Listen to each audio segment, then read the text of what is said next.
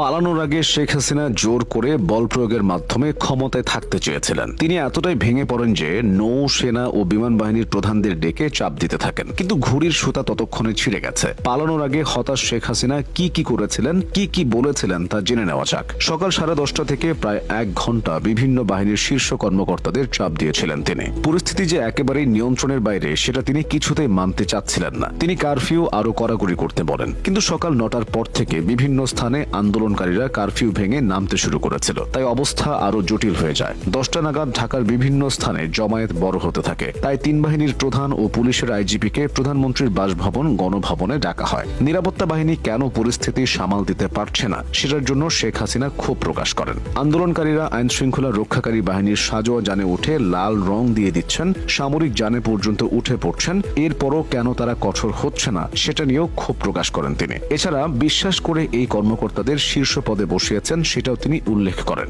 IGP জানান, পরিস্থিতি যে পর্যায়ে গেছে তাতে পুলিশের পক্ষেও আর বেশি সময় ধরে এরকম কঠোর অবস্থান ধরে রাখা সম্ভব নয়। ওই সময়ে শীর্ষ কর্মকর্তাদের পক্ষ থেকে বোঝানোর চেষ্টা করা হয় বল প্রয়োগ করে এই পরিস্থিতি সামাল দেওয়া যাবে না, কিন্তু শেখ হাসিনা সেটা মানতে চাচ্ছিলেন না। তখন কর্মকর্তারা শেখ রেহানার সঙ্গে আরেক কক্ষে আলোচনা করেন, তাকে পরিস্থিতি জানিয়ে শেখ হাসিনাকে বোঝাতে অনুরোধ করেন। শেখ রেহানা এরপর বড় বোন শেখ হাসিনার সঙ্গে আলোচনা করেন, কিন্তু তিনি ক্ষমতা ধরে রাখতে অনড় থাকেন। এক পর্যায়ে বিদেশে থাকা সজীব ওয়াজেদ জয়ের সঙ্গে ফোনে কথা বলেন একজন শীর্ষ কর্মকর্তা। এরপর জয় তার মায়ের সঙ্গে কথা বলেন। জয় তার মাকে বোঝান দেশে থাকা তার জন্য নিরাপদ নয়। শেখ হাসিনার শারীরিক নিরাপত্তার জন্য সবাই উদ্বিগ্ন ছিল। তারপর শেখ হাসিনা পদত্যাগের রাজি হন। তিনি তখন একটা ভাষণ রেকর্ড করতে চান জাতির উদ্দেশ্যে প্রচারের জন্য। ততক্ষণে গোয়েন্দা তথ্য আসে যে বিপুল সংখ্যক ছাত্র জনতা শাহবাগ ও উত্তরা থেকে গণভবনের দিকে রওনা হয়েছে। দূরত্ব বিবেচনায় 45 মিনিটের মধ্যে শাহবাগ থেকে গণভবনে আন্দোলনকারীরা চলে আসতে পারে বলে অনুমান করা হয়। ভাষণ রেকর্ড করতে দিলে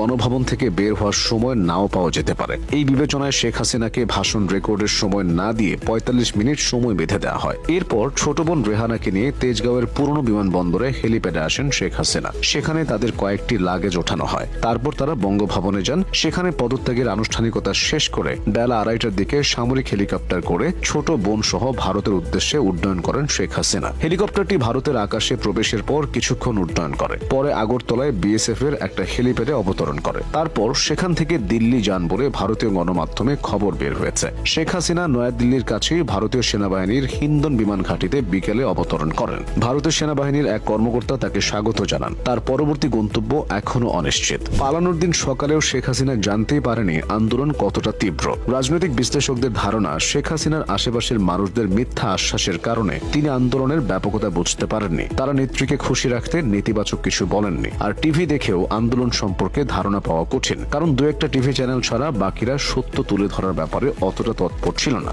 সে যাই হোক, নেত্রী পালালেও আওয়ামী লীগের অনেক নেতা দেশ ছাড়তে পারেননি। বেশিরভাগই আত্মগোপনে রয়েছেন। তাদের বাসভবন ও ব্যবসা প্রতিষ্ঠান ব্যাপক ক্ষতির মুখে পড়েছে।